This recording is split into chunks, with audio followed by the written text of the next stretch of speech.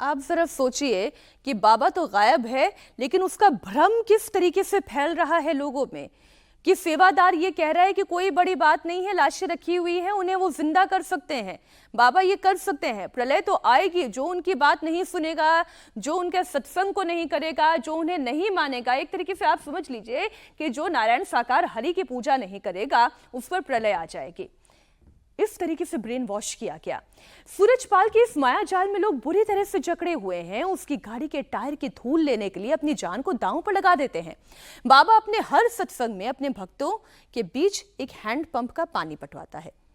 उसका दावा यह है कि यह पानी गंगा जल से भी शुद्ध है और अमृत के समान है। कासगंज वाले आश्रम में उसके बाद तो एक के बाद एक कई सारे हैंडपंप लग गए। दावा यह है कि उस हैंडपंप से पानी पीने पर व्यक्ति हर रोग से मुक्त हो जाता है। सर, आप खुद अपनी बुद्धि लगाकर सोचिए कि अगर वाकई में किसी हैंडपंप से बीमारियां दूर हो रही होती तो ऐसा एक हैंडपंप और ऐसा एक पानी की सप्लाई तो उस जिले के हर अस्पताल में हो जाता। फिर अस्पतालों की आवश्यकता क्या थी? बाबा अपनी चरण रज में भी चमत्कार होने का दावा करता है। वो दावा करता है कि उसके चरण रज से रोग दूर हो जाते हैं। उस दिन जो 121 लोगों की मौत हुई है वो भी इसलिए हुई क्योंकि लोग वो चरण रज लेने के लिए दौड़े थे। देखिए, चरण रज का फरेब क्या है? रंगोली की चरण रज वाली एक बूटी है जो कि रोगों से मुक्ति दिलाने का दावा करती है।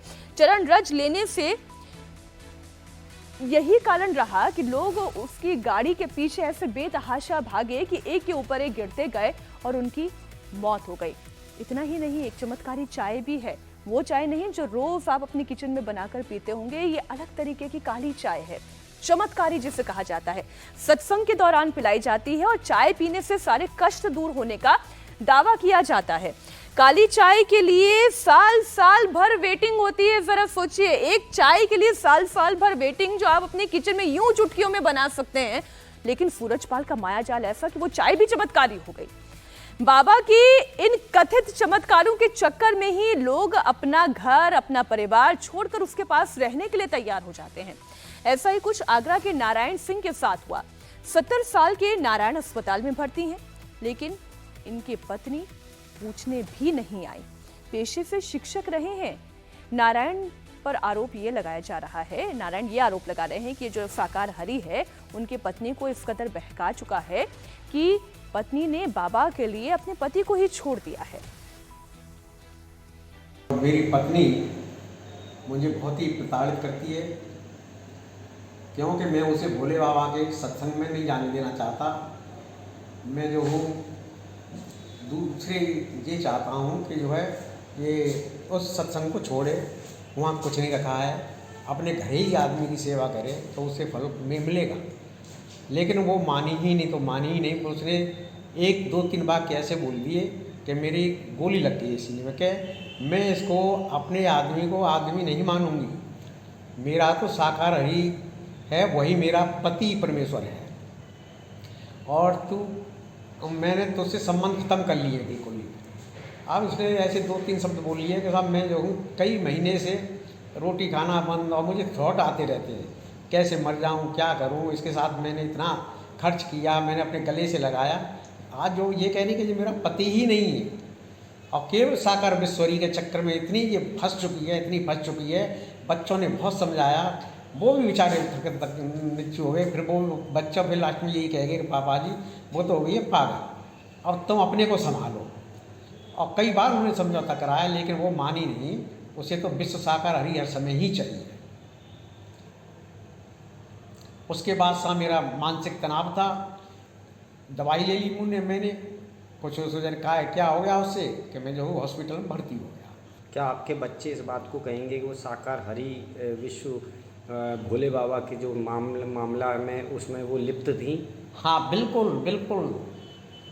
3-4 बच्चे हैं, वो सब कहेंगे। कई बार उन्हें तो पता ही है सब सारी कहानी की, सब बच्चे कहेंगे। अब आप क्या चाहते हैं? अब मैं ये चाहता हूँ कि वो अपनी लाइन पे आ जाए सही, बाबा हरि को छोड़े, मेरे साथ रहे और प्रेम से जीवन व्यतीत करे। जो भाई 4-6 साल रह गई, मेरी उम्र 70 साल हो गई, उसकी 65 होगी। आप डिप्रेशन में कैसे आए और किस तरीके से पूजा करती थी सुबह, आपने किस तरीके से देखा उन्हें? मैंने ये देखा कि हे साकार हरि, हे नारायण तुम मेरे पति परमेश्वर हो, तुम ही मेरी माता हो, तुम ही मेरे पिता हो, तुम ही मेरे पति परमेश्वर हो। ये शब्द मैंने भी सुन लिए और रोज़ाना ये कहती थी। तो मैंने अपने बहू बेटों से भी कही, देखो पति उसके लिए पूजा कर रही है जो कुछ नहीं है, और असली पति है जो खर्च है ये है। क्या इस तरीके के भोले बाबा के कोई फोटो वोटो आपके वहाँ लगाए गए थे? हाँ, फोटो बड़े बड़े फोटो लगे थे। एक बार मैंने फाड़ के फेंक दिया, बच्चों ने एक बार फाड़ के फेंक दिया, है ना, लेकिन वो भी फिर छिपा के रखती है इधर उधर। हाथरस हादसे को लेकर सूरजपाल बाबा पर बहुत सवाल खड़े हुए। लोग पूछ रहे हैं कि आखिर वो है कहाँ, मारे गए लोगों के परिजनों की सुध क्यों नहीं ले रहा। लेकिन बाबा के कई भक्त अभी भी सूरजपाल के जाल में फंसे हुए हैं।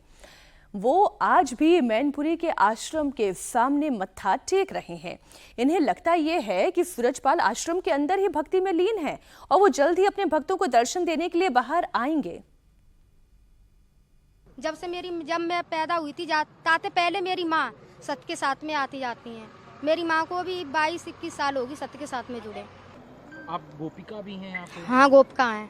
तो उसमें क्या करना होता है, क्या काम? उसमें कुछ नहीं करना होता है, अपने वर्दी लगाते हैं, वर्दी लगाने के बाद में हरि जी की ब्रह्मवाणी सुनते हैं, प्रवचन सुनते हैं, उनके दर्शन करते हैं। उसके बाद में हरि जी समाप्त करने के बाद में अपने घर चले जाते हैं। गोपिकाओं को क्या कोई नृत्य भी करना होता है या क्या, किस तरह से होता है? मतलब नृत्य करते हैं, जैसे भैया लोग होते हैं वो भजन गाते हैं, तो हम अपनी जगह पे ही नृत्य करते हैं, आगे नहीं जा सकते। तो बाबा कहते हैं नृत्य करने के लिए? नहीं कहते। तो फिर आप लोग?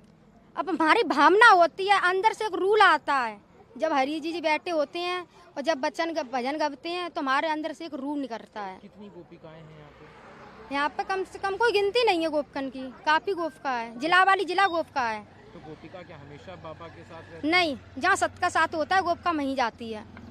अभी हाथरस में जो सत्संग हुआ था तो वहाँ पे आप लोग गई थी? हाँ, गए थे हम। तो ये घटना आप लोगों के सामने हुई थी? नहीं, हम तो निकल आए थे, उसके बाद में हुई है। जब हम आधी रास्ते पे आ गए थे, जब हमारे पास फोन आया था कि ऐसे ऐसे घटना हो चुकी है रिश्तेदारी में से। उस घटना के बाद से बाबा का क्या रुख है? क्या बाबा उस घटना से, क्योंकि लोग कहते हैं कि बाबा सामने नहीं आ रहे हैं, बाबा उस घटना में बाबा की वजह से भी कई लोग बाबा को जिम्मेदार ठहरा रहे हैं। नहीं, ऐसा कुछ नहीं है। वो तो हरि जी निकल आए थे, उसके बाद में ये घटना हुई है। और फिर भी हरि जी, हमें इतना पूर्ण विश्वास है कि मेरे हरि जी आएंगे और आप लोगों के सामने भी वचन देंगे।